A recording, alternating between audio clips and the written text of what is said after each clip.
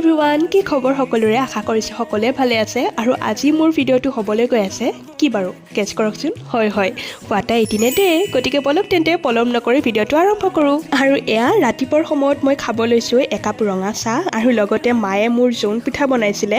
আৰু জোন পিঠা মই বহুত বেছি ভাল পাওঁ, মোৰ ফেভৰেট। আৰু তাৰ লগতে কেক, মিনি চিংৰা, বিস্কুট তেনেকৈ আছিলে। তেনেদৰে খালোঁ ৰাতিপুৱাৰ চাহকাপ। আৰু তাৰ পাছত দুপৰীয়া ভাতৰ লগত আছিলে দালি, পনীৰ, চাটনি, তৰকাৰী আৰু লগতে সৰু আলু ভাজি।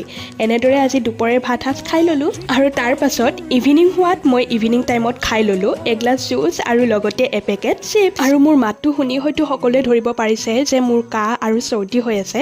আৰু সেইকাৰণে ৰাতি ডিনাৰত আছিলে চিকেন আৰু লগতে ৰুটি আৰু লগতে মাছুন্দৰী চাটনি। মই মাছুন্দৰী চাটনি নাখালোঁ, পিছে বহুত বেয়া পাওঁ স্মেলটো, কিন্তু পেটৰ কাৰণে বহুত বেছি ভাল। আপোনালোকৰ যদি কাৰোবাৰ পেটৰ প্ৰব্লেম আছে তেনেহ'লে খাব পাৰে, বহুত বেছি ভাল। গতিকে আজিলৈ আহিছোঁ। ৰ'ব, ভিডিঅ'টো চাই পেলাই লাইক এটা কৰি যাব আৰু লগতে মোৰ চেনেলটো ছাবস্ক্ৰাইব কৰিবলৈ নাপাহৰিব। Bye bye.